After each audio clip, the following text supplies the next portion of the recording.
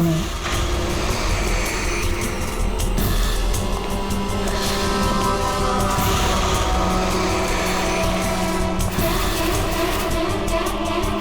कोई है?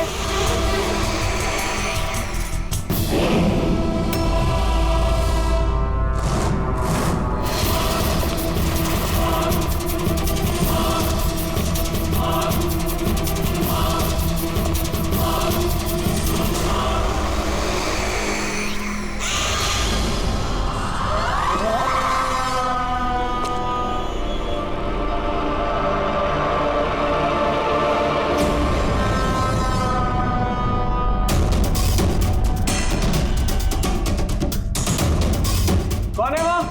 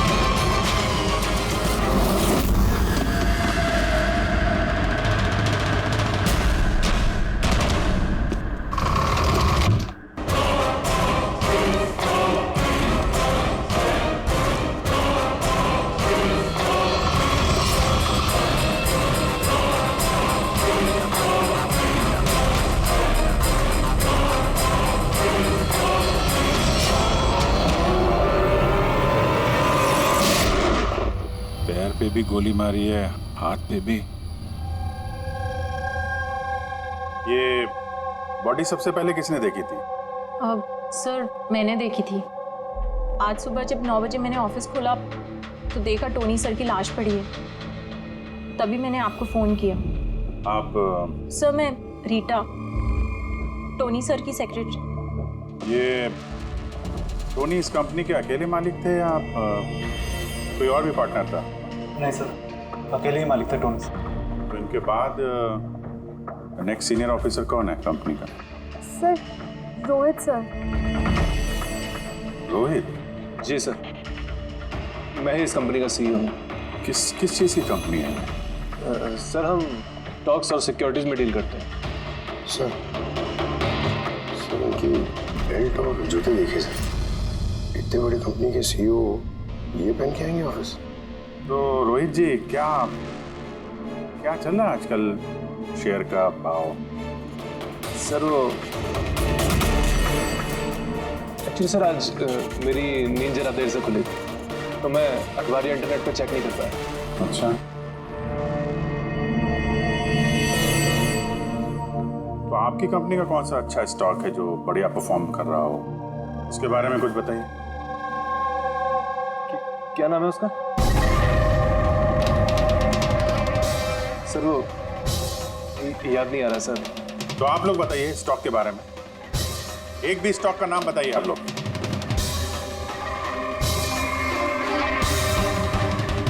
क्या हो क्या रहा है यहाँ पे? सर सच में तो हम में से कोई भी यहाँ पे काम नहीं करता है। काम नहीं करता?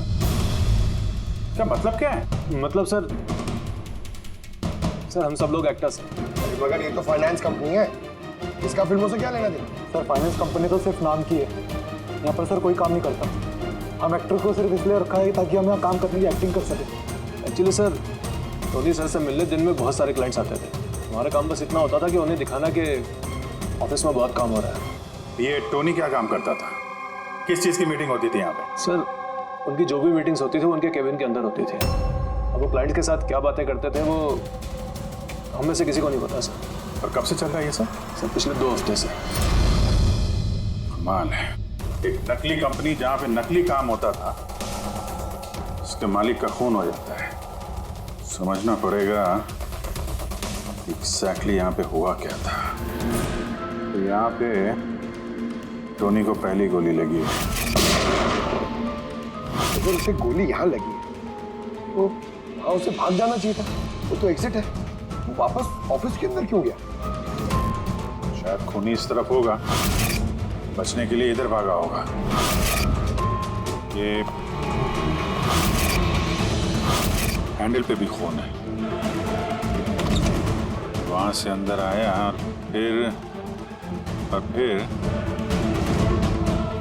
वहां पे लेके गया उसको जहां पे खून हुआ। ब्लड ट्रेल इधर भी है। सर ये यहाँ देखिए, इतना सारा खून। लगता है यहाँ पे छुप के बैठा होगा बचने के लिए। खूनी आया, उसके बाद उसको वहां ले गया जहां पे उसकी मौत हो गई। सर वो पानी का बॉटल सर, पानी लग रहा है सर। है तो पानी, बॉटल में खून। बॉटल हाथ में थी या उससे मारा?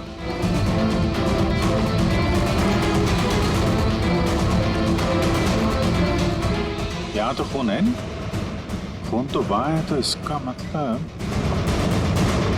खून यहाँ पे है तो शायद ये बॉटल यहीं होगी। यहाँ पे छुपा होगा तो बॉटल हाथ में ली होगी बचने के लिए। यहाँ वहां जाते समय गिर गई। यहाँ पे भी खून। वहां से आया तो इस पे हाथ लगा और सर हाँ, यहाँ तो ब्लड ट्रेल है।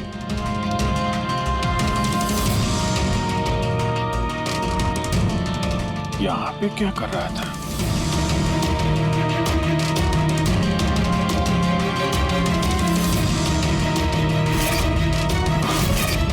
यहाँ पे पंजे का निशान है, यहाँ भी खून है, यहाँ भी पंजे का निशान है।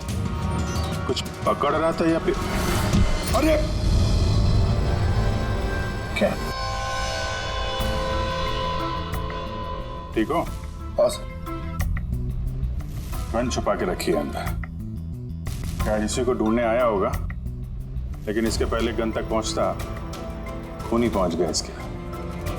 मगर सर ये ऑफिस में उसने गन क्यों छुपा के रखी? ऑब्वियसली तो उसकी जान को खतरा होगा। इतना गड़बड़ घोटाला करके रखा हुआ था यहाँ पे, एक्टर्स लोगों को हायर करके रखा था। पता नहीं कितने दुश्मन होंगे इसके। ये डायरी भी।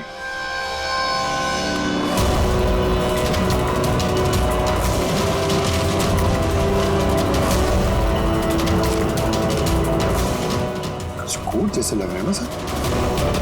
कोड वर्ड में लिखा है और डायरी को छुपा के रखा था।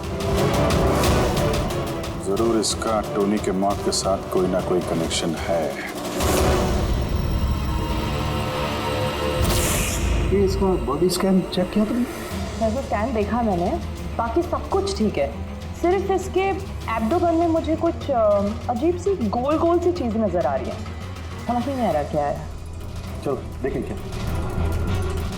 ये देखिए सर, ये जो गोल गोल सी चीज है ना तारिका, ये मेटेलिक चीज है, कोई समथिंग मेटेलिक।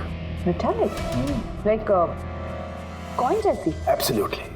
लेकिन ये इसके एब्डोमेन में आई कैसे? एक काम करते हैं, इसके पोस्टमार्टम से ही पता लगेगा आखिर ये चीज है क्या।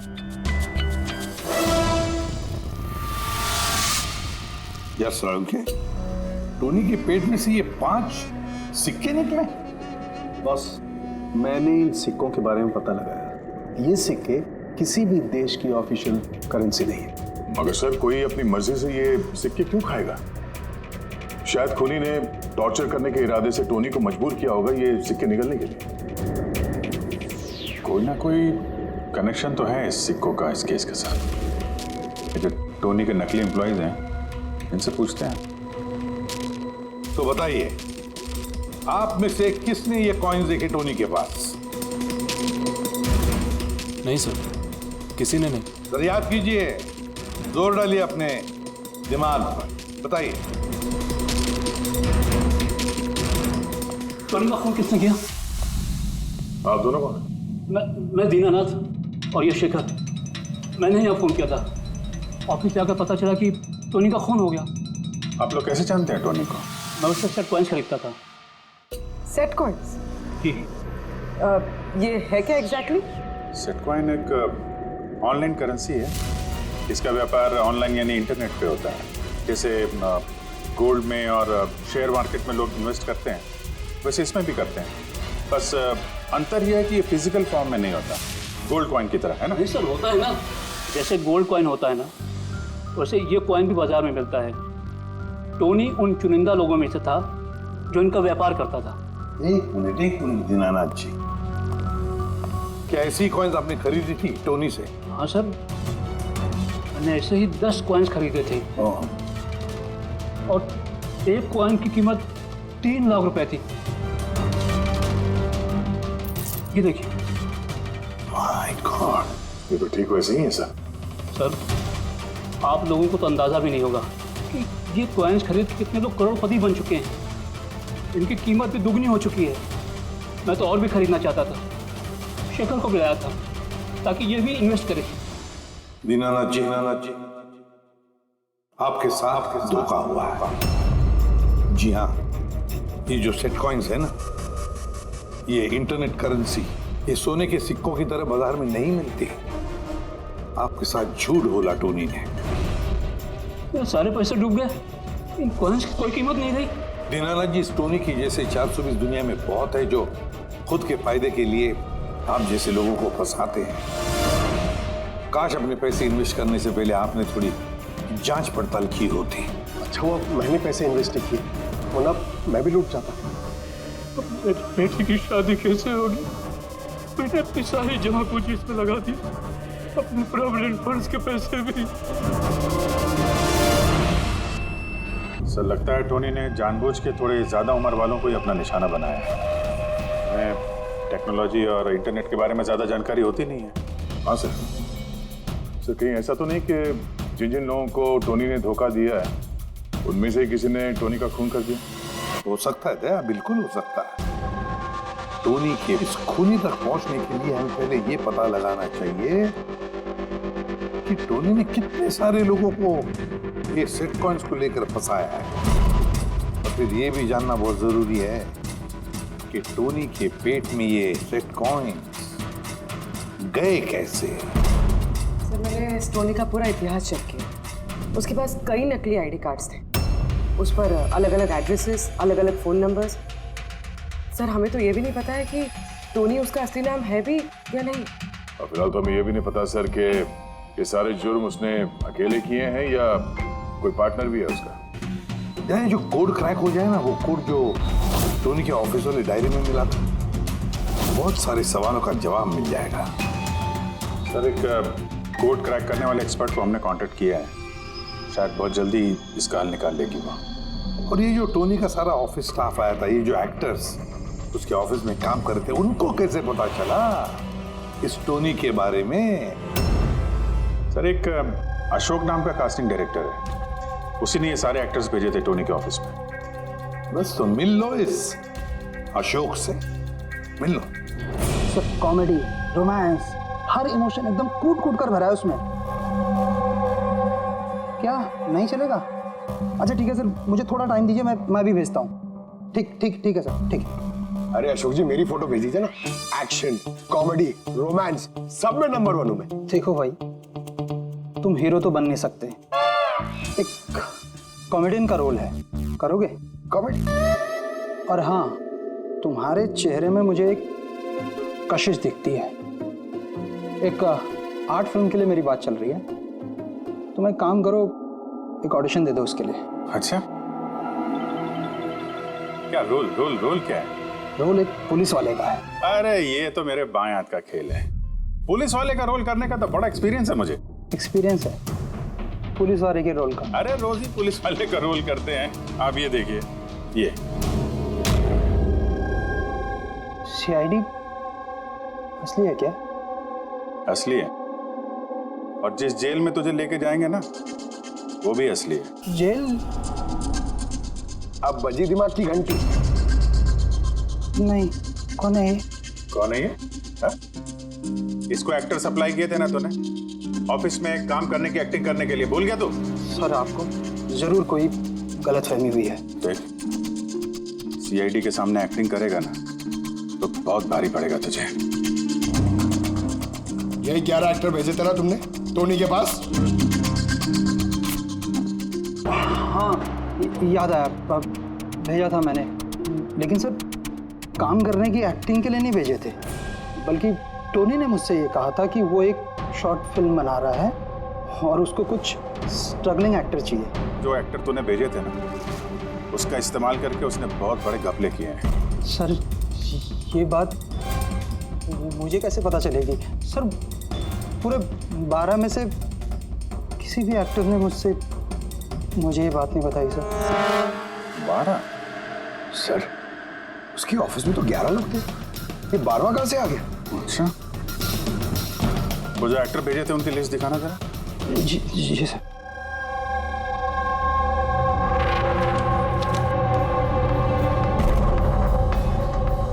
ये नया नाम है, ईशा कुमार। ये नहीं थी उस वक्त वहां पे। ये कहाँ गायब हो गई? सर इस केस में सवाल ज्यादा है, जवाब कम है, और वो कोड भी क्रैक नहीं हुआ अभी तक। सर रीना जी, आपने हमें यहाँ टोनी के घर पे क्यों बुलाया? और वो उन कोड्स का हल निकाल पाई या नहीं? काफी टेढ़ा कोड है सर, बिना साइफर के हल निकाल पाना नामुमकिन है। साइफर? ये साइफर क्या होता है? साइफर कोई ऐसी किताब या डायरी होती है जिनके अंदर इन खुफिया कोड्स का राज छुपा होता है। फ्रेडी, जैसे अंडरवर्ल्ड की दुनिया में ये चीजों के नाम को कोड्स में इस्तेमाल करते हैं, जैसे गन है उसे घोड़ा कहते हैं, और कौवा मतलब मोबाइल। तो ये सारे कोड्स एक साइफर में होते हैं। अगर ये साइफर मिल जाए तो सारे सवालों के जवाब मिल जाएंगे। सर मुझे लगता है ये टोनी इस साइफर को ऐसी जगह रखता होगा जहाँ से उसे वो आसानी से देख सकता हो या पढ़ सकता हो। लेकिन सर उसका ऑफिस तो अच्छी तरह से चेक किया था, वहाँ पर तो कुछ भी नहीं मिला। तो हो सकता है टोनी के घर पे मिल जाए। ये देखिए सर, बड़ा अजीब सा निशान इस पेपर पर। शायद ये निशान इस कोड का कोई अहम हिस्सा है। तो इस निशान का राज यहीं कहीं होना चाहिए। घर का एक एक कोना चेक करते हैं।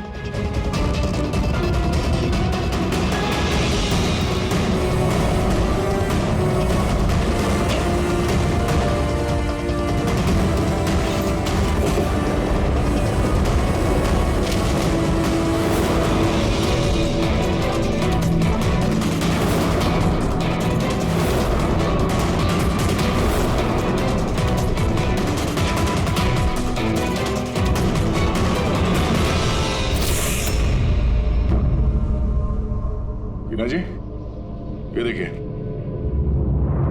इस किताब में भी ठीक वैसा ही निशान है।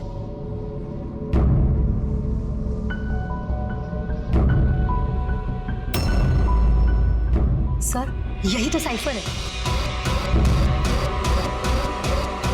ये देखिए, इस पेज पर सिर्फ 7 सेंटेंसेस हैं और इसके हर सेंटेंस के फर्स्ट वर्ड को हम हाईलाइट करके देखते हैं।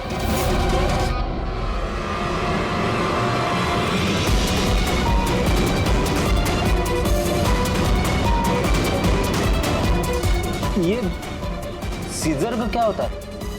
जूलियस सीजर का नाम तो सुना होगा ना? हाँ। लगता है उसके जमाने का कोई पुराना कोड है।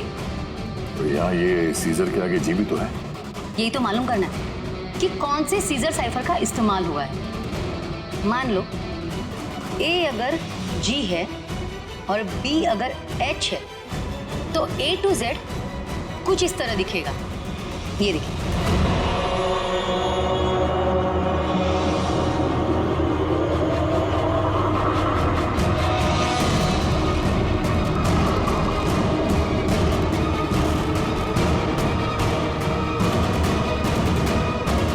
ये हो गया।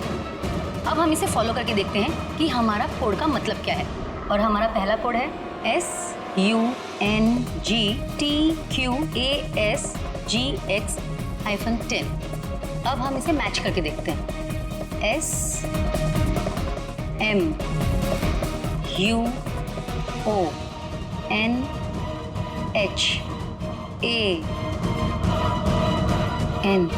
मोहन?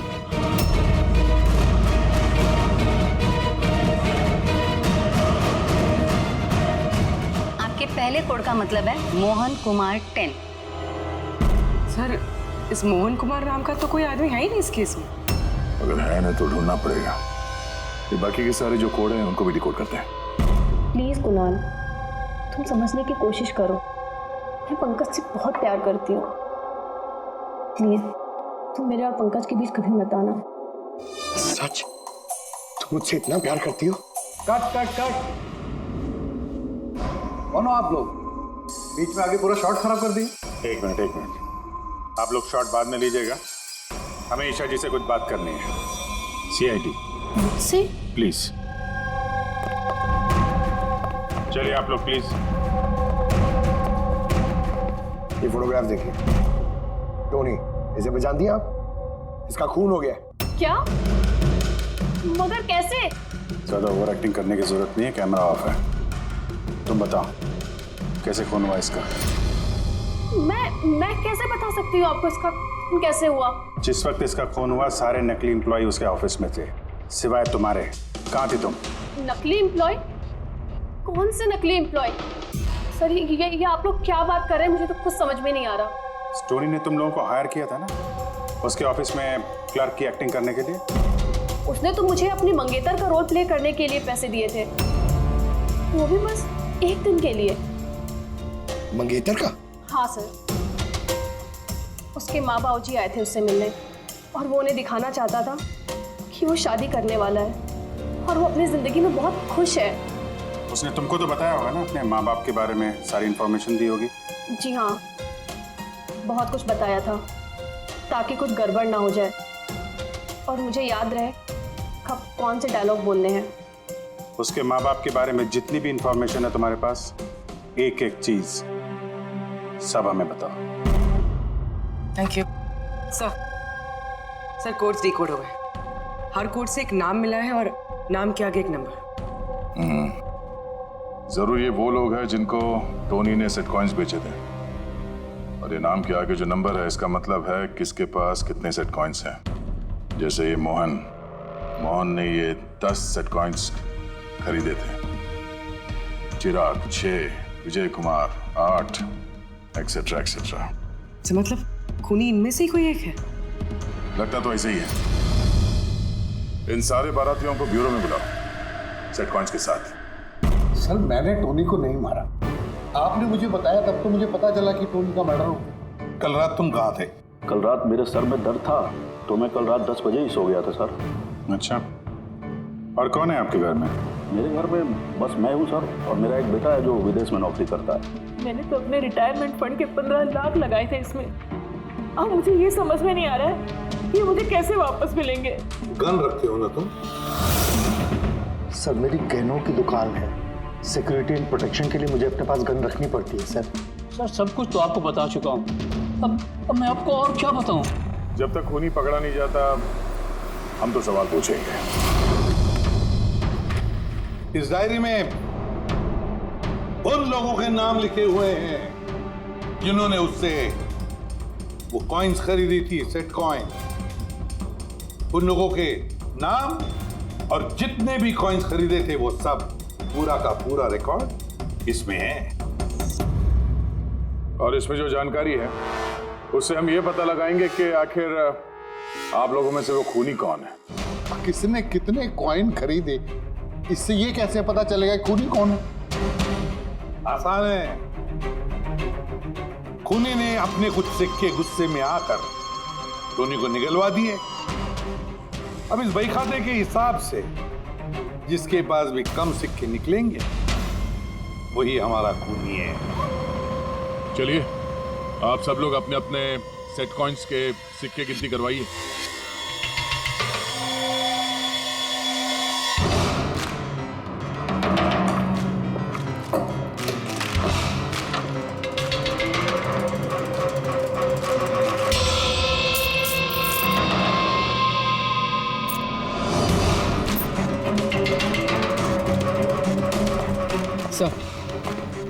सारे के सारे कॉइन्स हैं, एक भी कम नहीं। कोई भी कम नहीं? ये कैसे हो सकता है? अब तो यकीन हो गया ना आप लोग को कि हम निर्दोष हैं। अब ये क्या कहानी है सर? अगर ये सारे निर्दोष हैं तो फिर गुनहगार कौन है? ये तो अब टोनी के माता पिता ही बताएंगे। नहीं, ये नहीं हो सकता। हमारा बेटा नहीं मर सकता सर। आपको जरूर कोई गलतफहमी हुई है। हमारा बेटा तो अपने ईमान का इतना पक्का था कि वो किसी का 1 रुपया भी ना ले, और आप कह रहे हो उसने लोगों को ठगा है। मैं जानता हूं ये किसी भी माँ बाप के लिए सुनना आसान नहीं है, पर क्या टोनी की किसी के साथ कोई दुश्मनी थी? हाल फिलहाल में कोई लड़ाई झगड़ा हुआ हो? कैसा झगड़ा सर? वो तो इतना बिजी रहता था कि उसे हमसे मिलने का भी समय नहीं होता था।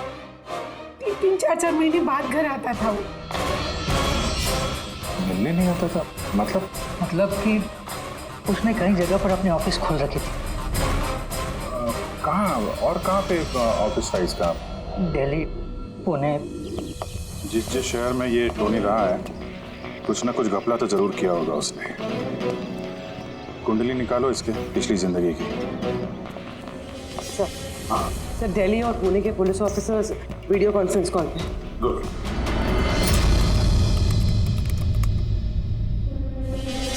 सर, इस स्केच को देखिए सर।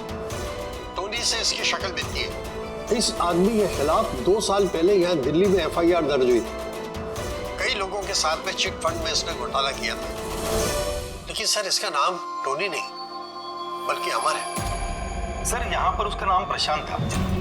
पिरामिड स्कीम के नाम पर उसने लोगों को बड़े बड़े सपने दिखाए और कई लोगों के पैसे खा गए। बहुत लोगों ने उसके खिलाफ कंप्लेंट भी दर्ज की है। सारे शहरों में यही कारनामा किया सर इसने। एक शहर से बेईमानी का पैसा इकट्ठा करके दूसरे शहर को रवाना हो गया किसी और को टोपी पहनाने। इसका मतलब है इस टोनी के दुश्मन सिर्फ इसी शहर में नहीं, बाकी शहरों में भी हैं। तो खूनी में से कोई हो सकता है। मतलब सर, हर शहर से ऐसे लोगों की लिस्ट निकालनी पड़ेगी जिनके साथ धोखा हुआ है। सर, यहाँ पर उसके खिलाफ कल्पेबल होमिसाइड की केस भी है। ये आलोक नाम के आदमी के उसने पैसे खा लिए थे। वो सदमा वो आदमी बर्दाश्त नहीं कर पाया, इसलिए उसने सुसाइड किया। तो फिर टोनी को मारने का सबसे बड़ा मोटिव तो आलोक के किसी करीबी के पास है। ना तो उसने सिर्फ पैसा खोया बल्कि अपने किसी करीबी को भी खोया है। हाँ, आलोक, पुणे।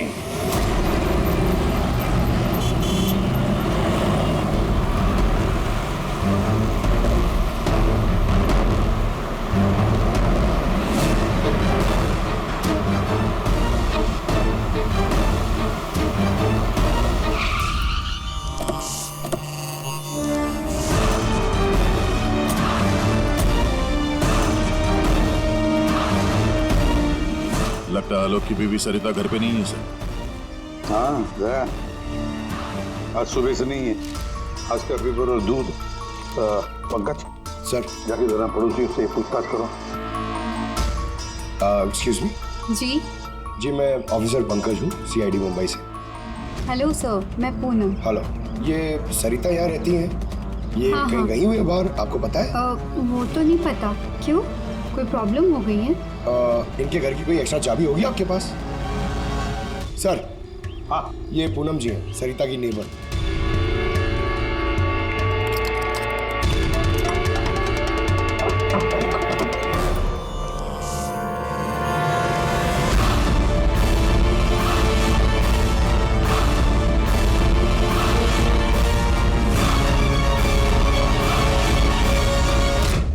जिस तरह से घर के अंदर ये सामान बिखरा पड़ा है, ऐसा लगता है कि कल रात यहाँ पे कुछ हुआ था। हुआ तो था जरूर दया, कुछ न कुछ तो हुआ था। ये देखो, खून के निशान। ऐसे लग रहा है जैसे किसी को घसीट के यहाँ से ले जाया गया। सर, कहीं किसी ने सरिता का किडनैप तो नहीं कर लिया? पूनम। हाँ सर। सरिता को आखिरी बार कब देखा था तुमने? सर, रात के 2 बजे, जब मैं नाइट शिफ्ट से घर वापस आई। उस वक्त शायद सरिता जाग ही रही थी क्योंकि यहाँ पे टीवी चल रहा था। उसके घर के आसपास किसी को देखा, कोई आया हो उनसे मिलने के लिए? कुछ और तो नहीं, पर हाँ एक वाइट कलर की वैन थी जो घर के बाहर खड़ी थी, पर सुबह वो वहाँ नहीं थी। तो उस वैन को पहले भी कभी देखा था यहाँ आसपास? नहीं, कभी नहीं। अच्छा, उसका नंबर याद है, नोट किया था? नंबर तो नहीं नोट किया, मैंने ध्यान नहीं दिया। अच्छा, तुमने कुछ शोर शराबा या झगड़ा वगैरह सुना उस वक्त? हाँ, आवाजें तो आ रही थी जोर जोर से, पर मुझे लगा कि शायद सरिता जाग रही है, टीवी देख रही है, तो मैंने उतना ध्यान नहीं दिया। अच्छा पूनम, ये जो तुमने लड़ाई झगड़े की आवाजें सुनी, कितने बजे थे? यही करीब 3 बज रहे होंगे। 3 बजे? तो सरिता का किडनैपिंग 3 बजे हुआ था। तो डेफिनेटली ये सरिता का किडनैपिंग और टोनी का मर्डर, इन दोनों का आपस में कोई ना कोई कनेक्शन है सर। 100% दया, कनेक्शन 100% है, पर इससे पहले कि सरिता को कुछ हो जाए उसे हमें बचाना होगा। और पंकज सर, ये व्हाइट वैन, सफेद वैन जो पूनम ने अभी अभी बताया, उस वैन की पूरी इंफॉर्मेशन चाहिए हमें, पूरी की पूरी इंफॉर्मेशन।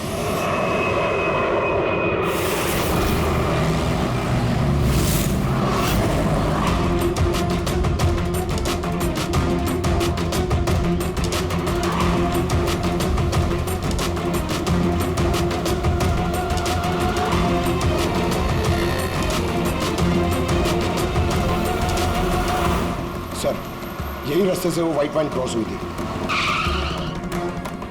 ये रास्ता तो आगे हाईवे नंबर 15 से जाके मिलता। कहीं ऐसा तो नहीं कि किडनैपर्स इस सरिता को शहर से बाहर ले गए हो?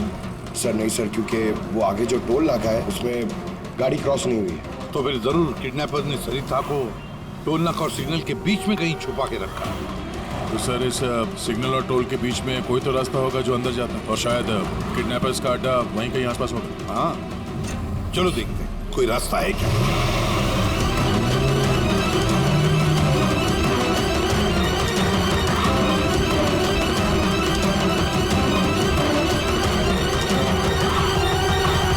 सर, ये एक रास्ता है जो अंदर जाता है। चलो देखते हैं।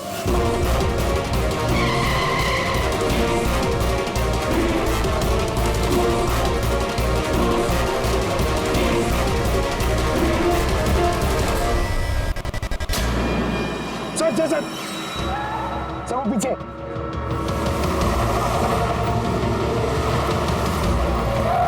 ये देखिए सर।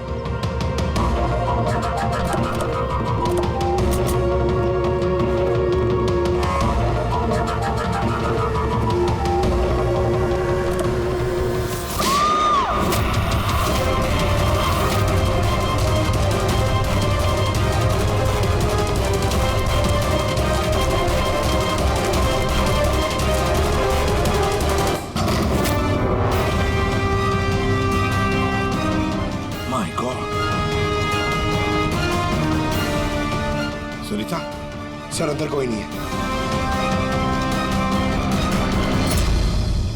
तुम ठीक हो? सर लगता है खूनी गाड़ी लेके बाहर। मैं देखता हूँ सर।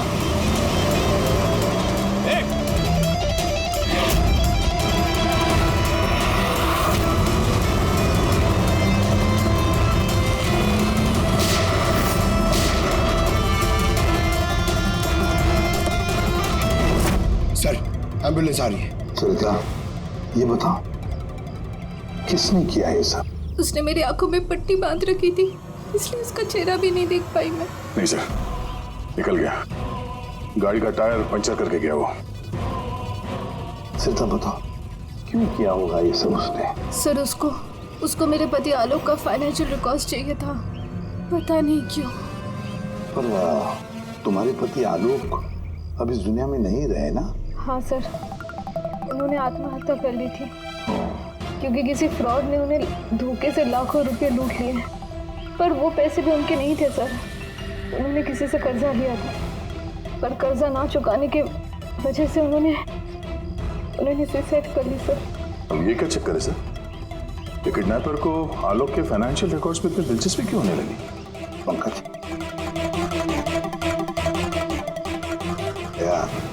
इस किडनैपर को दिलचस्पी इसलिए कि मुझे तो लगता है कि ये किडनैपर, ये खूनी भी वही है जिसने आलोक को पैसे दिए थे। अब जैसे उसे पता चला कि आलोक इस दुनिया में नहीं रहा तो प्रॉब्लम आया, पैसे वसूल किससे करे। उसे पता चला कि आलोक का सारा पैसा टोनी के पास है तो उसने टोनी को खत्म कर दिया और फिर खुद पर इल्जाम ना आए सारे सबूत मिटाने के लिए उसने सरिता को फोन किया और उसे पूछा कि आलोक का सारा फाइनेंशियल रिकॉर्ड कहां पर है। कौन हो सकता है ये? सरिता सर, एक काम कर सकती हो? हाँ सर। आलोक की फाइनेंशियल रिकॉर्ड्स हमें दे सकती हो? My God,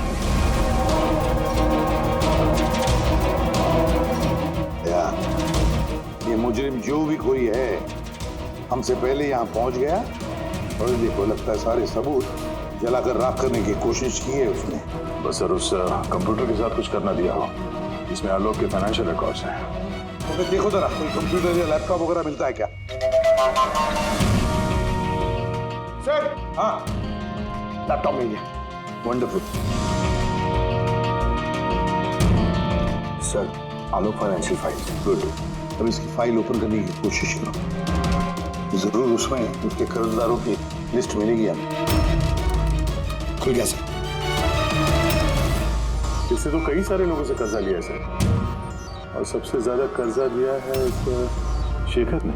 Shekhar? कहीं वही शेखर तो नहीं जो दीनानाथ के साथ हमसे मिलने आया था? मैं दीनानाथ, ये शेखर। हाँ सर वही है। तो दया, इस शेखर का पिंजरे में जाने का वक्त आ गया। वो सफेद वैन तो मिल गई सर, पर शेखर का अभी तक कुछ पता नहीं चल पाया। सर, शेखर भले ही खून करके भाग गया हो लेकिन ज्यादा दूर नहीं जा पाएगा। फिर भी कुछ ना कुछ तो गड़बड़ जरूर है इस केस में। पता नहीं क्यों लेकिन सही नहीं लग रहा है मुझे। क्या हुआ सर, आपको कुछ और लग रहा है क्या?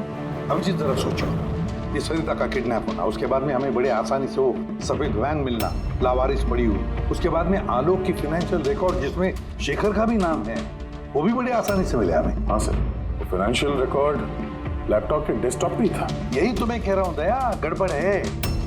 हालांकि ये ऐसे फाइनेंशियल रिकॉर्ड्स अलग से फोल्डर में होने चाहिए, पासवर्ड प्रोटेक्टेड होनी चाहिए ना। सर, लेकिन अगर हमें वो सुराग मिल रहे तो ये तो अच्छी बात है ना। नहीं पंकज, हमें सुराग मिल नहीं रहे हैं, सुराग हमें दिए जा रहे हैं एक के बाद एक, एक के बाद एक। इसीलिए तो मैं कह रहा हूँ ना, गड़बड़ है, कुछ ना कुछ तो गड़बड़ जरूर है। हमें गुमराह करने की कोशिश हो रही है। टोनी के बारे में आपको जो कुछ भी याद है जरा डिटेल में बताइए। बात करने में, लोगों को बड़े से बड़े सपने दिखाने में बहुत अच्छा था ये टोनी। ऐसे किसी से घुल मिल जाता था केवल 2 मिनट में कि जैसे आपको लगे कि दुनिया में उससे अच्छा आपका कोई दोस्त है ही। और हाँ सर, आलीशान पार्टीज वगैरह रखी थी उसने अपने इन्वेस्टर्स के लिए। उन पार्टीज की तस्वीरें हैं आपके पास? सर, हाँ सर, पूर्वी ने ये फोटो भेजी है, सस्पेक्ट के घर से मिली है। अच्छा, तो ये है वो इस पूरे खेल के पीछे। मतलब शेखर भी इसी के कब्जे में होगा सर। इसका फोन ट्रैक करो, शेखर की जान को खतरा है, शेखर को बचाना होगा।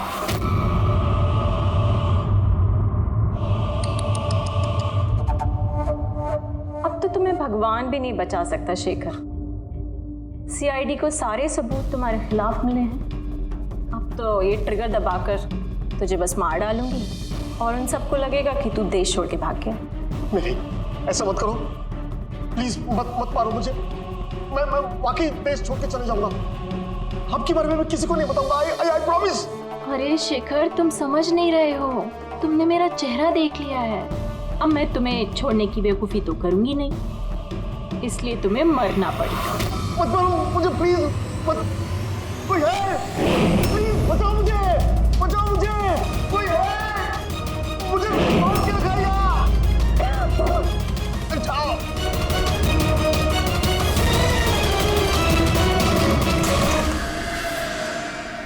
उठ, उठ।